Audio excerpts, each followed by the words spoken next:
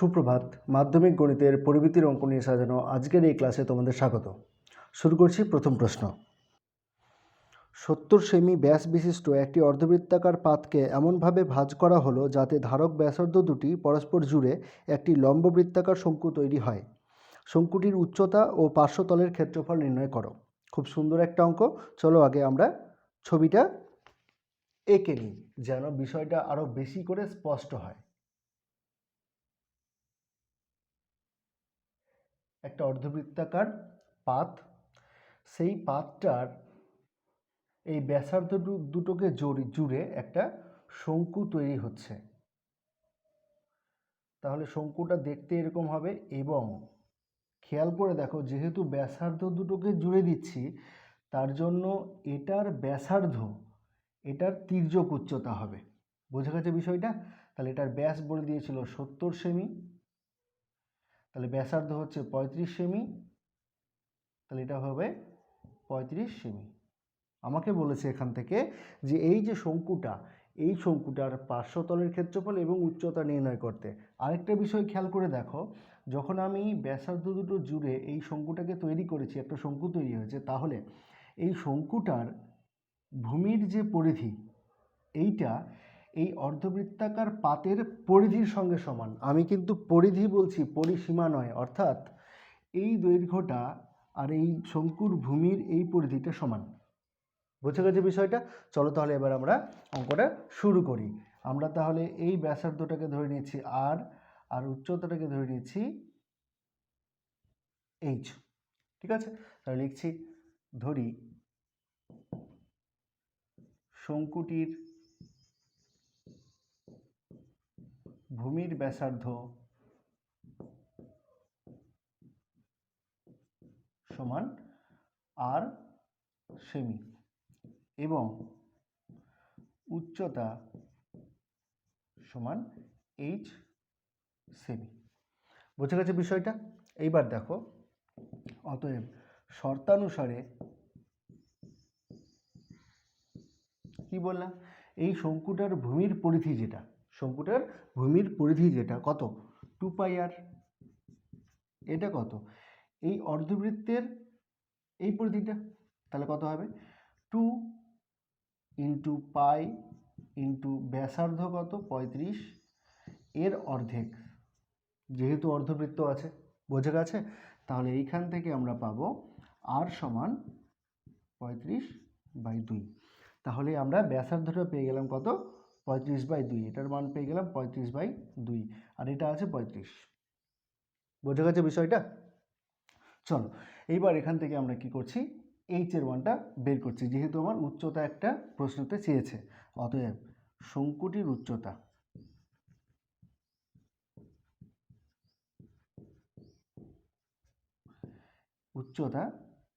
H equals to, আমরা জানি কোনো একটা শঙ্কুর তির্যক উচ্চতা এবং ভূমির ব্যাসার্ধ তিনটি বাহু, সেটা একটা সমকোণী ত্রিভুজের তিনটি বাহুকে রিপ্রেজেন্ট করে, যেখানে তির্যক উচ্চতাটা সমকোণী ত্রিভুজের অতিভুজ। বুঝে গেছে? তাহলে এইখান থেকে আমরা পাবো পিথাগোরাসের উপপাদ্য অনুসারে এটা ইকুয়ালস টু পাবো কত, দেখো 35 স্কোয়ার মাইনাস 35/2 তার স্কোয়ার। ঠিক আছে, এটাকে সিম্পলিফিকেশন করলে হবে, দেখো 35 স্কোয়ারটাকে আমরা কমন নিচ্ছি, তাহলে পড়ে থাকছে, দেখো কত পড়ে থাকছে, 1 বিয়োগ 1/4 তার রুট ওভার আছে, তার রুট ওভার চাওয়ালাম। তাহলে 35 স্কোয়ার, তাহলে বর্গমূল করলে হবে 35, আর এইটা হচ্ছে দেখো ইন্টু রুট ওভার 4 বিয়োগ 1/4, তাহলে এটা হলো কত 35√3/2। 4-এর বর্গমূল হচ্ছে 2, তাহলে এত সেমি। তাহলে শঙ্কুটার উচ্চতা হচ্ছে 35√3/2 সেমি। এবার আমাকে বলেছে যে শঙ্কুটার পার্শ্বতলের ক্ষেত্রফল বের করতে। ঠিক আছে, তাই লিখছি, অতএব শঙ্কুটির পার্শ্বতলের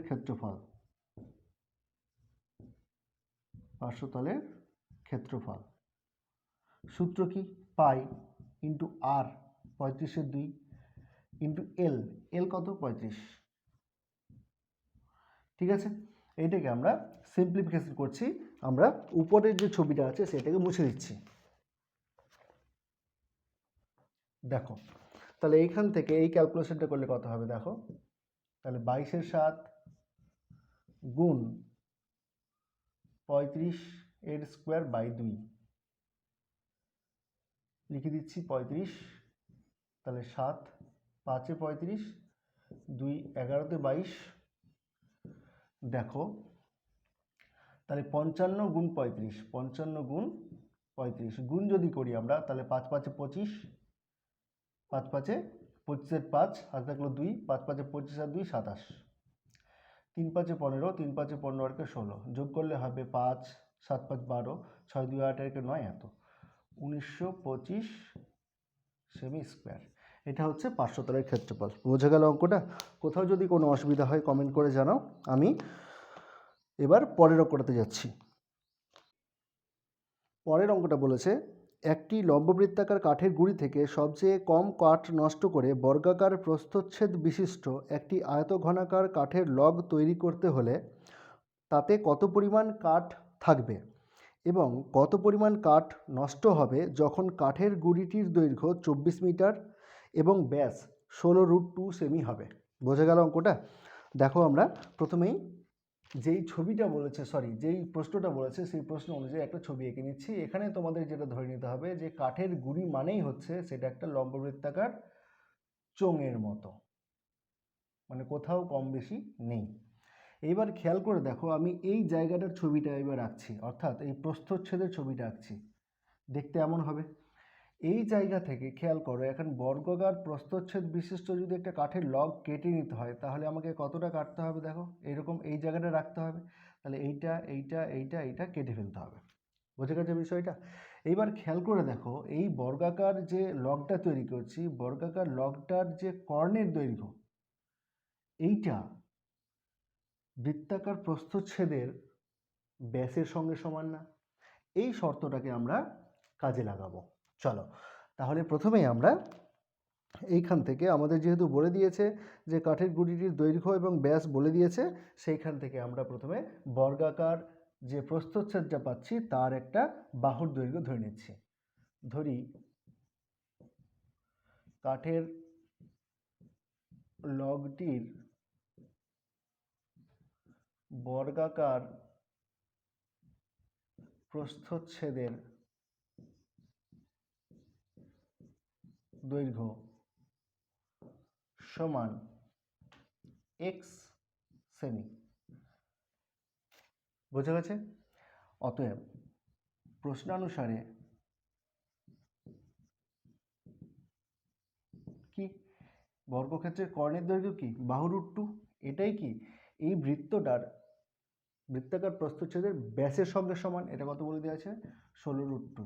তাহলে ইমপ্লাই x সমান হচ্ছে 16। x সমান কত? 16। বুঝে গেছে? তাহলে আমরা এই যে বর্গাকার প্রস্থচ্ছেদটা পেলাম, এই বর্গাকার প্রস্থচ্ছেদের বাহুর দৈর্ঘ্য কত? 16 সেমি। অতএব বর্গাকার প্রস্থচ্ছেদ বিশিষ্ট কাঠের লগটির আয়তন। দেখো আমি আগে প্রস্থচ্ছেদের ক্ষেত্রফলটা বের করছি। প্রস্থচ্ছেদের ক্ষেত্রফল কত? বাহু স্কোয়ার, অর্থাৎ 16 স্কোয়ার। ঠিক আছে, 16 স্কোয়ার হচ্ছে এটা প্রস্থচ্ছেদের ক্ষেত্রফল। এবার খেয়াল করে দেখো, এইরকম পাত পরপর পরপর জুড়ে জুড়ে জুড়ে জুড়ে 24 মিটার পর্যন্ত যেতে হবে। তাহলে গুণ কত? 24। কিন্তু খেয়াল করে দেখো, আমাকে ব্যাস বলে দিয়েছে 16√2 সেমি, অর্থাৎ আমরা এখানে বের করেছি বাহুটাকে সেমিতে, আর উচ্চতাটা দেওয়া আছে, অর্থাৎ দৈর্ঘ্য দেওয়া আছে কত? 24 মিটার। তাহলে মিটারটাকে সেন্টিমিটার করতে হবে, তাহলে ডেসিমিটার সেন্টিমিটার। 2 ঘর ডান দিকে যাচ্ছি, তার জন্য 100 দিয়ে গুণ। তাহলে তোমরা এই ক্যালকুলেশনটা নিজেরা করবে, এত ঘন সেমি। আমি করলে আবার ক্যালকুলেশন করে দেখাতে হবে, গুণ করতে হবে, ব্যাপারটা একই। তোমরা এই ক্যালকুলেশনটা শুধু করে নিও। তাহলে বর্গাকার প্রস্থচ্ছেদ বিশিষ্ট গাছটার আর লগটার আয়তন হচ্ছে এত ঘন সেমি। কিন্তু আমাদের উত্তরে এটা চাইনি, আমাদের উত্তর আরেকটু চেয়েছে যে কতটা পরিমাণ কাঠ নষ্ট হবে, শুধুমাত্র এটা একটা উত্তর। আর এই দ্বিতীয় উত্তরটা হচ্ছে অতএব কাঠ নষ্ট হবে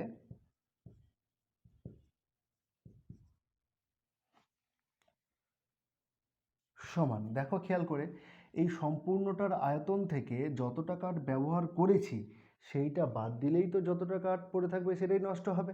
তাহলে এইটা কেমন দেখতে, বৃত্তাকার চোঙ বিশিষ্ট, অর্থাৎ লম্ব বৃত্তাকার চোঙের মতো দেখতে, তাহলে তার আয়তন হবে পাই ইন্টু আর স্কোয়ার।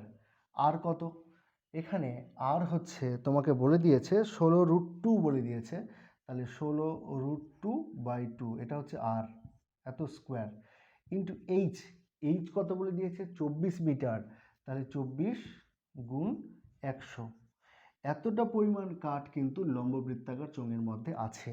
আমি অলরেডি কি করে নিয়েছি, এই জিনিসটা ব্যবহার করে নিয়েছি। তাহলে পড়ে আছে কত, দেখো মাইনাস 16 স্কোয়ার ইন্টু 24 গুণ 100, এইটা আমি ব্যবহার করে নিয়েছি। তাহলে পড়ে আছে কত, দেখো ভালো করে খেয়াল করে। এইখানে তোমরা যেটা কাজ করবে সেটা হচ্ছে যেই জিনিসগুলো কমন নেওয়া দরকার, যে জিনিসগুলো কমন নেওয়া যায় সেই জিনিসগুলো কমন আগে নিয়ে নেবে। কমন নেওয়ার পরে তারপরে বাকিটা যেটা পড়ে থাকলো সেইটা আমরা ক্যালকুলেশন করব। দেখো খেয়াল করে, এখানে 16 স্কোয়ার একটা কমন যাবে, তাহলে 16 স্কোয়ার কমন নিয়ে নিচ্ছি আগেই, 16 স্কোয়ার কমন নিলাম, এখানে 16 স্কোয়ার আছে, 24 এখানেও আছে ওখানেও আছে, 100 এখানেও আছে ওখানেও আছে, কমন নিয়ে নিলাম। ঠিক আছে, এইবার এখানে পড়ে থাকলো তাহলে কত, দেখো এখানে পড়ে থাকলো পাই মানে কত, 22/7 লিখে দিচ্ছি, 22/7 হলো, গুণ এটার সঙ্গে গুণ কি আছে দেখো, এই যে √2/2 তার হোল স্কোয়ার। √2 মানে কত, √2 মানে 2, √2 এর হোল স্কোয়ার কত 2, আর 2 এর হোল স্কোয়ার কত 4, তাহলে 2/4 মানে 1/2। বোঝা গেল বিষয়টা, -1। ঠিক আছে, এইবার দেখো এখান থেকে তোমরা এবার এটা ক্যালকুলেশন করবে। 16 স্কোয়ার হচ্ছে 256 গুণ 24 গুণ 100, এবার দেখো 2 11তে 22, তাহলে থাকলো কত, এটা গুণ হবে 7 হবে লসাগু, তাহলে 11 বিয়োগ 7/7। বোঝা গেছে বিষয়টা, তোমরা এই ক্যালকুলেশনটা করো। আমি তাহলে এত ঘন সেমি, এত ঘন সেমি, ঠিক আছে, তোমরা এই ক্যালকুলেশনটা করো, আমি পরের অঙ্কটায় যাচ্ছি। এই ক্লাসের শেষ অঙ্ক, প্রশ্নটা বলেছে একটি ধাতব গোলকের উপরিতল এমনভাবে কেটে নেওয়া হলো যে নতুন গোলকের বক্রতলের ক্ষেত্রফল আগের গোলকের ঠিক অর্ধেক হয়। কেটে নেওয়া অংশের আয়তনের সঙ্গে অবশিষ্ট গোলকের আয়তনের অনুপাত নির্ণয় করো। খুব সুন্দর একটা অঙ্ক। আগে প্রথমেই আমরা বিষয়টাকে স্পষ্ট করার জন্য ছবিটা এঁকে নিচ্ছি। কি বলেছে, একটা বড় গোলক আছে, এই গোলক থেকে উপরিতল এমনভাবে কেটে নিচ্ছে যেন এই নতুন যে গোলকটা তৈরি হলো, অর্থাৎ ছোট গোলকটার বক্রতলের ক্ষেত্রফল আগের গোলকের বক্রতলের ক্ষেত্রফলের ঠিক অর্ধেক হয়। বুঝে গেছে, তাহলে দুটোরই কেন্দ্র একটাই হবে, একটার ব্যাসার্ধ আমি স্মল আর ধরলাম ছোটটার ক্ষেত্রে, আর বড় গোলকটার ক্ষেত্রে ব্যাসার্ধ ধরলাম ক্যাপিটাল আর। তাহলে কেটে নিয়েছি কতটা, এই যে জায়গাটুকু পড়ে আছে, এই যে জায়গাটুকু পড়ে আছে এটা আমরা কেটে নিয়েছি। ঠিক আছে, আমাদের কিন্তু বের করতে বলেছে এই কেটে নেওয়া অংশের আয়তনের সঙ্গে অবশিষ্ট গোলকের আয়তনটা বের করতে বলেছে। ঠিক আছে, চলো তাহলে ধরি গোলকটির ব্যাসার্ধ সমান আর একক এবং কেটে নেওয়ার পরে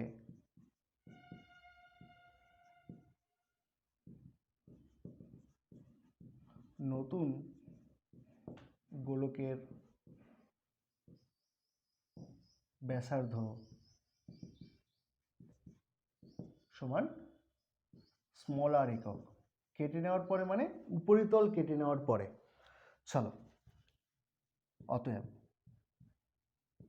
প্রশ্নানুসারে কি বলেছে? উপরিতল কেটে নিয়েছে, তাহলে যে নতুন গোলকটা তৈরি হয়েছে তার বক্রতলের ক্ষেত্রফল কি? নতুন গোলক হচ্ছে ছোট গোলকটা, তার বক্রতলের ক্ষেত্রফল 4 পাই স্মল আর স্কোয়ার। এটা কি? আগের গোলকের ঠিক অর্ধেক। তাহলে আগের গোলক কত? 4 পাই আর স্কোয়ার, তার অর্ধেক। আগের গোলকের বক্রতলের ক্ষেত্রফলের ঠিক অর্ধেক। তাহলে এই জিনিসটা দাঁড়ালো। এইখান থেকে আমরা লিখতে পারবো, দেখো, তাহলে capital R square equals to 2r square. 4 pi cancel হয়ে যাবে। তাহলে imply R by small R তার স্কোয়ার ইকুয়ালস টু কত? 2। Imply R by capital R equals to √2। বোঝা গেছে বিষয়টা? চলো, এইবার আমাকে কি বলেছে, যে কেটে নেওয়া অংশের আয়তনের সঙ্গে অতএব নির্ণেয় অনুপাত সমান। খেয়াল করে দেখো, কেটে নেওয়া অংশের আয়তন আগে আমাকে চেয়েছে, তাহলে কেটে নেওয়া অংশের আয়তনটা কেমনি পাবো? সম্পূর্ণ গোলকের আয়তন থেকে ছোট গোলকের আয়তনটা যদি বিয়োগ করে দিই তাহলেই তো আমরা কেটে নেওয়া অংশের আয়তন পেয়ে যাব। তাহলে এখানে লিখছি 4/3 পাই আর cube minus 4/3 pi small R cube. বোঝা গেল? বড় গোলক থেকে ছোট গোলকটা বিয়োগ করে দিলাম, তাহলে আমরা কেটে নেওয়া অংশের আয়তন পেয়ে গেলাম। ইজ টু অবশিষ্ট গোলকের আয়তন, কেটে নেওয়ার পরে অবশিষ্ট হিসাবে ছোট গোলকটা পড়ে আছে, তাহলে ছোট গোলকটার আয়তন কত? 4/3 পাই স্মল আর কিউব। বোঝা গেছে? দেখো এখানে 4/3 পাই যদি কমন নিয়ে নিই তাহলে পড়ে থাকবে R cube minus small R cube is to 4/3 pi small R cube. ঠিক আছে, দেখো 4/3 পাই কাটলো, ক্যান্সেল হয়ে গেল। তাহলে পড়ে থাকলো R cube minus small R cube is to R cube. বোঝা গেছে? আমরা দেখছি যে এইখানে পূর্বপদ হিসেবে capital R cube minus small R cube, আর উত্তরপদ হিসেবে আর কিউব আছে। আমরা তথ্য জানি r/r ইকুয়ালস টু √2, এই তথ্যটা জানি, এটা আমরা ইউজ করব। আমরা যে কোনো অনুপাতের উভয় পদের সঙ্গে কোনো কিছু গুণ করতে পারি, একই জিনিস গুণ করতে পারি অথবা ভাগ করতে পারি। আমি উভয় পদকেই আর কিউব দিয়ে ভাগ করে দিচ্ছি, তাহলে এটা হবে R cube minus R cube by R cube is to R cube by R cube. এই তো দাঁড়াবে। দেখো এখানে এটাকে লেখা যাবে capital R by small R তার cube minus R cube by R cube is to 1। ঠিক আছে, এটাকে আমি ডান দিকে লিখছি, দেখে নাও, ইকুয়ালস টু r/r মানে কত? √2 তো বলেই দিয়েছে, তাহলে √2 তার কিউব মাইনাস 1, এটা তো 1 হয়ে যাবে, ইজ টু কত? 1। √2 তার কিউব মানে কি?